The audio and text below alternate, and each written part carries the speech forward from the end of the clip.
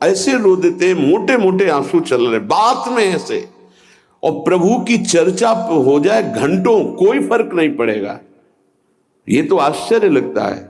और भक्तों को चाहे जितना भीषण कष्ट हो, कभी आंसू नहीं निकल सकते। जब आंसू निकलेंगे तो भगवत भाव में निकलेंगे। कह रहे नारायण स्वामी कि अजपा जाप के लिए भगवान से प्रार्थना करो, कभी कभी एकांत में उनके स्तोत्र हैं, गुण हैं, उनको गा गा कर रो, उनसे प्रार्थना करो, हे दीन बंधु मुझे अपना अखंड भजन दे दो, जो चाहिए सब प्राप्त हो जाएगा। भजन से क्या नहीं प्राप्त हो सकता।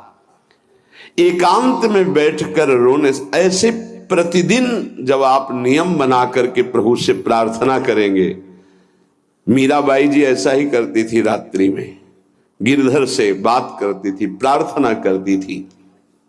नारायण स्वामी जी कह रहे हैं उपासक ये बिल्कुल ध्यान रखे, यदि नाम सिद्ध करना है तो झूठ बोलना शपथ पूर्वक त्याग दे। झूठ नहीं बोलूंगा, सत्य बोलना इस अजपा जाप के लिए निहायत जरूरी है, निहायत जरूरी है।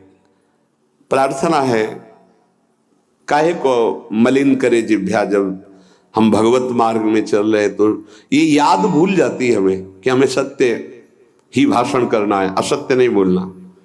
ये हमें भूल जाते हैं। क्यों भूल जाते हैं? क्योंकि माया का ऐसा प्रभाव। अगर हम भजन के प्रेमी हैं, भजन बढ़ाना चाहते हैं, तो हम झूठ क्यों बोले?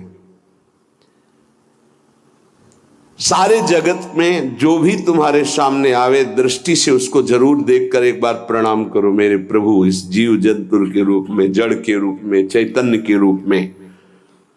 इससे तुम्हारे हृदय में पवित्रता बढ़ेगी, अजपा जाप चलने में सहायक होगा।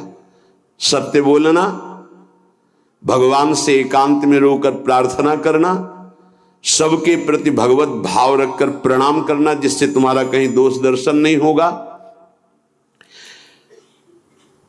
किसी के मन को दुखाने वाली कभी बात न कहे, किसी को दुर्वचन न कहे, किसी का वैर भाव अपने हृदय में स्वीकार न करे।